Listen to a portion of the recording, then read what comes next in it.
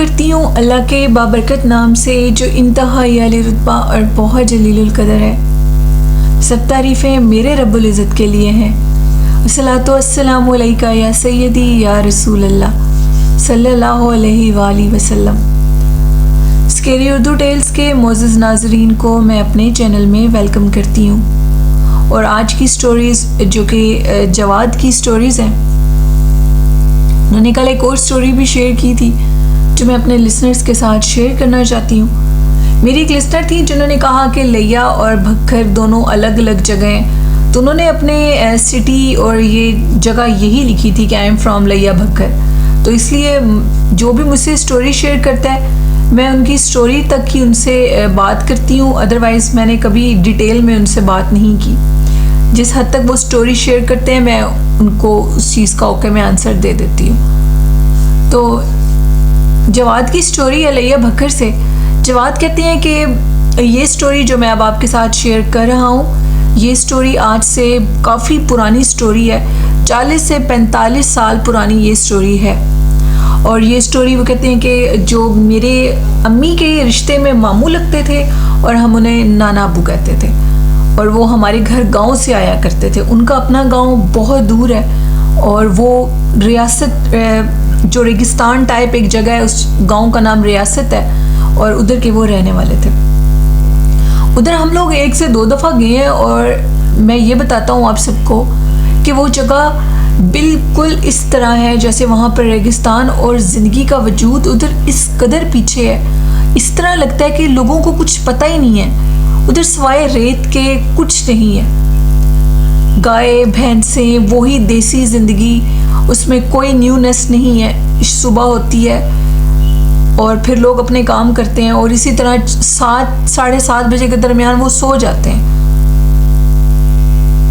वो पता नहीं इतनी जल्दी सुबह के टाइम जाग भी जाते हैं। वो 4-5 बजे वो लोग जाके होते हैं। उनकी ज़िंदगियों के ये वाक़यात हैं जो कि मेरे नाना अबू लगते हैं और उन्होंने मेरे साथ शेयर किया। उन्होंने कहा कि मैं आपसे ये बताना चाहता हूँ कि आज से 40-45 साल ये पुराना वाक़या सोचें तब वो जगह कितनी बैकवर्ड होगी। तब उधर कहते थे कि एक बग्गी आती थी, सुर्ख रंग की बग्गी। कहा जाता था कि वो बग्गी एक जिन की बग्गी है और उसमें वो चांद की 14वीं रात को आया करता था और उसके बाद गांव की किसी एक लड़की के ऊपर वो हावी हो जाता था और उसकी ज़िंदगी ख़राब हो जाती थी। अब ये कहना कबले इस वक्त था कि वो बात जो कि कहते थे कि लड़की पर आशिक हो जाता है और कुछ लोग कहते थे कि उसको साथ ले जाते हैं, ये बात अब मेरे नाना अबू तक भी पहुंची। मेरे नाना अबू ऑलरेडी एक बहुत बड़े आमिल हैं और उन्होंने बहुत से जिन्नात क्या, उन्होंने देव का चिला किया हुआ था। अब वो इस दुनिया में नहीं है। अल्लाह पाक उनकी मग़फ़िरत करे और जन्नत में आला मकाम अता करे, आमीन। तो कहते हैं कि उन्होंने जब इस वाक़े के मुतालिक सुना कि एक जिन की बग्गी आकर खड़ी होती है और उस टाइम उनकी जो उम्र थी वो भी लगभग 42-43 ईयर्स थी और वो अपने काम के माहिर थे। नाना अबू ने कहा कि मुझे पता लगा कि इस तरह एक जिन आकर, वो हर चांद की 14वीं रात को एक सुर्ख बग्गी आती है गांव के सुनसान रास्ते पे और फिर उसके बाद वो गांव की किसी खूबसूरत लड़की पे आशिक होता है और फिर उसको साथ ले जाता है। अब ये बात किस हद तक ठीक थी, इसकी तहकीक करने के लिए नाना अबू चांद की 14वीं रात को गांव के पुराने रास्ते पर चले गए और वहाँ पर जाने के बाद नाना अबू ने वाकई हकीकतन देखा कि वहाँ पर एक सुर्ख रंग की बग्गी थी और वो बग्गी उधर खड़ी थी। इंतहाई खूबसूरत बग्गी जो कि हीरे जवाहरात से जड़ी हुई थी। उस बग्गी में से दूर से लाइटें और रोशनियाँ थीं और उस बग्गी के इर्द गिर्द 2 मुहाफिज थे जिनके चेहरे बहुत खौफनाक थे। वो थे तो इंसानों की तरह, लेकिन उनके जो बाकी फेस था वो बहुत खौफनाक था। चांद की इस 14वीं रात को उस रोशनी के बीच में चमकती रोशनी के दरमियान में वो खौफनाक चेहरे इंतहाई वहशतनाक लग रहे थे। अब मेरी इतनी हिम्मत नहीं थी कि मैं आगे जा सकूं, हालांकि मैं माना हुआ आमिल था, लेकिन मुझे गांव के लोगों को बचाना था। बहुत से लोग इस चीज़ का इंकिशाफ कर चुके थे। 1-2 औरतें ऐसी थीं जिनकी बेटियों के ऊपर वो हावी हो चुका था और उनमें से गांव के कुछ लोगों का इंकिशाफ था कि वो एक लड़की को अपने साथ भी ले गया है। उन्होंने कहा कि अब मुझे जो अपने मेरे मौक्कलात थे, जो उन्होंने द्यो कैद किया था, द्यो मुंह से नाम लेना आसान बात है, लेकिन वो एक द्यो का छोटा बच्चा था जिसको नाना अबू ने कैद किया हुआ था। उन्होंने बताया कि जब मैं अपनी उस जगह पर पहुंचा जहां मैंने उस सुर्ख बगी को देखा था, वो कहते हैं कि मैंने उसको हाजिर किया, और उसको हाजिर करना भी एक बहुत तकलीफ दे अमल है। उसके बाद तबीयत बहुत ज़्यादा ख़राब हो जाती है। मैंने उसको जब हाजिर किया और उससे कहा कि इस जिन से कैसे इस गांव को छुटकारा दिया जाए, तो उसने, वो जो द्यो का बच्चा था, उसने ये कहा कि ये एक मामूली जिन नहीं है, लेकिन ये तुम्हारे लिए मामूली नहीं है, लेकिन मेरे लिए ये एक बाएं हाथ का खेल है। लेकिन उसके बाद ये है कि इसको ये पता लग जाएगा कि मैं तुम्हारी कैद में हूँ, और फिर इसके चेले तुम्हें नुकसान देंगे। इसके लिए तुम्हें मुझे अपनी कैद से कुछ देर के लिए रिहाई देनी होगी, और उसके बाद मैं इस काम को मुकम्मल करके तुम्हारे पास आ जाऊंगा। अलबत्ता जिन्नात बहुत झूठे होते हैं, उनकी बात पे यकीन करना एक बहुत बड़ी बात थी। कहते हैं कि इसके बावजूद मुझे उसकी बात पे यकीन करना था, और मैंने उसको आज़ादी दी और कहा कि तुम जाओ, तुम्हें आज़ादी सिर्फ तब तक है जब तक तुम इस जिन को मार नहीं लेते, और उसके बाद अगर तुम मेरी कैद में ना आए तो फिर मैं तुम्हें वो सज़ा दूंगा कि तुम उम्र भर याद करोगे। नाना अबू कहते हैं कि खुद मैं दूर जाकर खड़ा हो गया, और वो जिन एक मैले कुचैले हुलिये में देव वो उस जिन के करीब गया। जैसे ही वो उस जिन की बग्गी के करीब गया, जो उसके चेले थे वो बाकायदा तौर पर उसके ऊपर हावी होने लगे, उसको मारने लगे, और उन्होंने अपनी लैंग्वेज में शोर डाल दिया कि ये जो भी, मतलब जो मुझे समझ आई, वो कहते हैं कि ये हमें नुकसान देने के लिए आया। उन्होंने कहा कि इतने में उस बग्गी का दरवाज़ा खुला और उसके अंदर से एक लड़का बाहर निकला, जो कि एक जवान लड़का था, और ये बात हकीकत थी कि उसके साथ एक लड़की थी, और उस लड़के ने, उस शख्स ने, वो जो जिन था, उसने बाकायदा तौर पर दूल्हों का लिबास पहना था, और उसके साथ जो लड़की थी उसका लिबास भी एक दुल्हन की तरह था। अब मैं सारा कुछ मंजर देख रहा था। वो बूढ़ा शख्स जो कि एक द्यो था, जिन तो ये जान चुका था कि ये एक द्यो है, लेकिन वो अपने असल रूप में नहीं आया था। उसने बाकायदा तौर पर उसका मुकाबला किया, और मुकाबले में वो जो बग्गी का जिन था, जो कि उस लड़की को अपने साथ लेकर जाना चाहता था, उसको पकड़कर उसकी गर्दन से पकड़ा, और उसको उसकी गर्दन समेत उसने इस तरह झंझोड़ा कि उसकी गर्दन 2 हिस्सों में टूट गई। लड़की ये सारा मंजर देखते ही ज़मीन पर गिरी और बेहोश हो गई। अभी यही मंजर चल रहा था कि मुझे मेरे पीछे 2 हाथ महसूस हुए। मेरे दोनों कंधों को किसी ने बहुत मजबूती से पकड़ लिया और ये कहा कि लतीफ़, तुमने अच्छा नहीं किया, मैं तुमसे अपना बदला लूँगा। तुमने आज मुझे बहुत बड़ा नुकसान दिलाया है, और इसका बदला मैं तुमसे ज़रूर लूँगा। नाना जी कहते हैं कि नाना जी लतीफ़ उनका नेम है, और उसके बाद वो कहते हैं कि मेरी जो हालत थी वो गैर होने लगी। वो जिन मुझे लगा कि मर गया, लेकिन मुझे लगा कि जैसे वो मुझे भी कोई बहुत बड़ा नुकसान दे गया। वो कहते हैं कि उसके बाद वो जो उनका कब्ज़े में द्यो जिन था, बच्चा था, वो तो नाना अबू के पास वापस आ गया। नाना अबू ने गांव को तो उनसे बचा लिया उस जिन से। वो लड़की भी बच गई, और वो उस लड़की को उसके घर भेज दिया गया, जो कि एक जिन था। वो एक बग्गी पर आता था, सुर्ख रंग की बग्गी पर, और हर चांद की 14 को या किसी लड़की को साथ ले जाता था, या वो उस लड़की के ऊपर हावी हो जाता था। उस जिन का खात्मा तो हो गया, लेकिन उसकी शैतानी शक्तियाँ नाना अबू के पीछे पड़ गई, और उन्होंने नाना अबू को ये नुकसान दिया कि नाना अबू की कमर के ऊपर एक बहुत बड़ा दाना निकला, और वो दाना कैंसर का दाना था। नाना अबू उस तकलीफ में इस कदर कराते थे कि वो चलने फिरने से माजूर हो चुके थे। नाना अबू ने अपनी ये कहानी, जब हम उनसे मिलने के लिए गए, तो उन्होंने हमें ये बाकायदा तौर पर ये कहानी सुनाई, और ये कहा कि मैंने उस चिले वाले देव को भी आज़ाद कर दिया है, और मैं बहुत ज़्यादा तकलीफ़ में हूँ, लेकिन मुझसे ये गलती हुई कि मैंने उसको आज़ाद तब कर दिया जब मैं बहुत तकलीफ़ में था। वो मुझे इलाज बता सकता था कि इस जिन ने जो मुझे तकलीफ़ दी है, इससे कैसा बचा जाए, लेकिन मैं बहुत ज़्यादा खौफ में था, और मैंने इस देव जिन को आज़ाद कर दिया। अब वो मेरी कैद में नहीं आएगा, और न ही मैं उसे अपनी कैद में ला सकता हूँ। इस काम के लिए बहुत मुशक्क़त की ज़रूरत है और अब मेरी मुशक्क़त ख़त्म हो चुकी है। मेरे अंदर तकलीफ़ ने बहुत ज़्यादा मुझे मौत के घाट तक उतार दिया है। उसके बाद नाना अब्बू कुछ अरसा ज़िंदा रहे और फिर उनकी डेथ हो गई।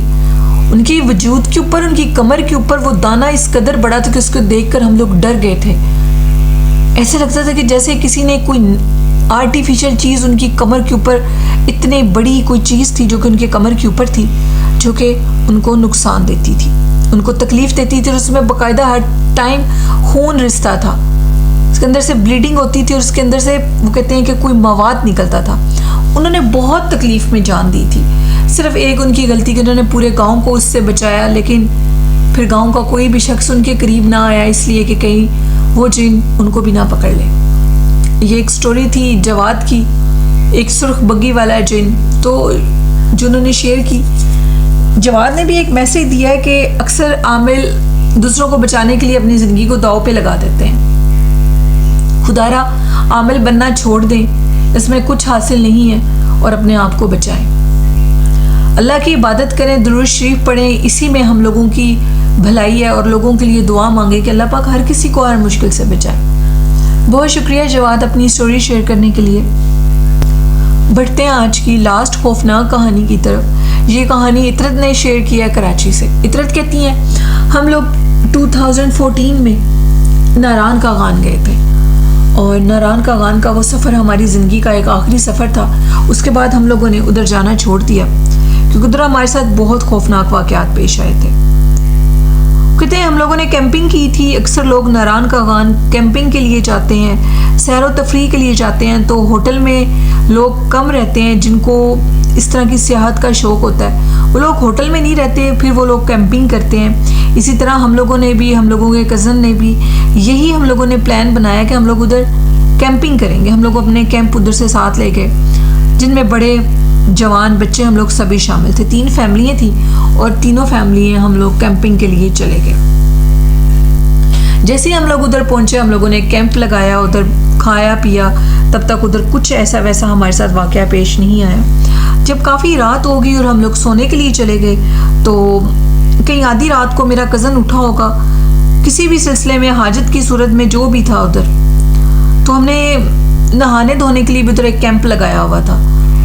तो वो क्यों रात को उठे ये तो नहीं अब आज तक मुझे पता लग सका, लेकिन जैसे ही वो कहते हैं कि मैं उठा और मैं कैंप से बाहर निकला तो मैं दंग रह गया, मैं डर गया। एक इंतहाई खौफनाक औरत जो कि बिल्कुल काली स्याह थी, वो इतनी काली थी, उसको देखकर मैं डर गया।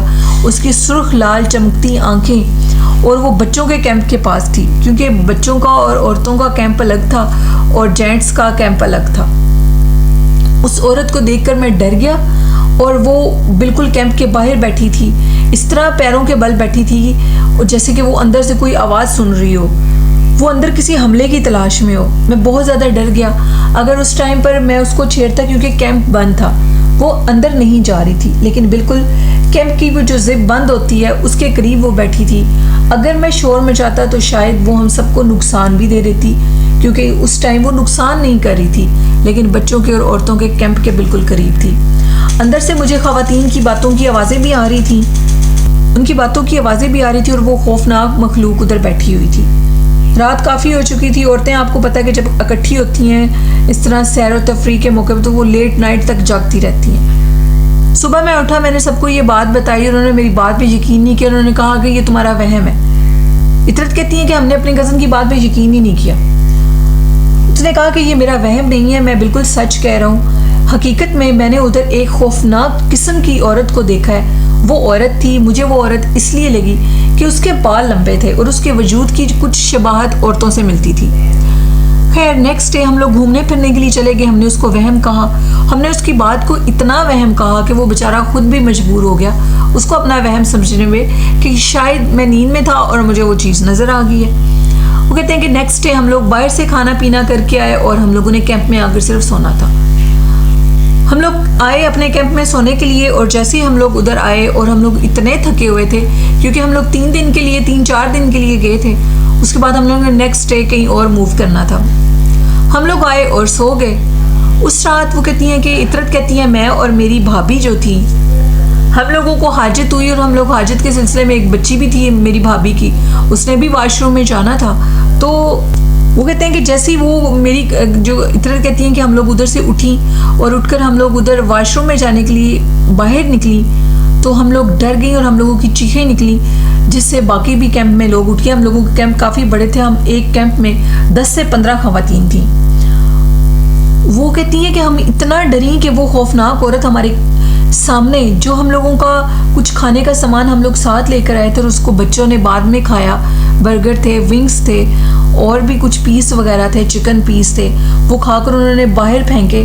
तो वो उन हड्डियों को ऐसे नोच रही थी जैसे कोई दरिंदा होता है, और वो थी भी बहुत खौफनाक। जैसे उसने हमें देखा तो उसकी मुंह से खौफनाक चीख निकली और वो उछलती हुई पहाड़ों की तरफ चली गई।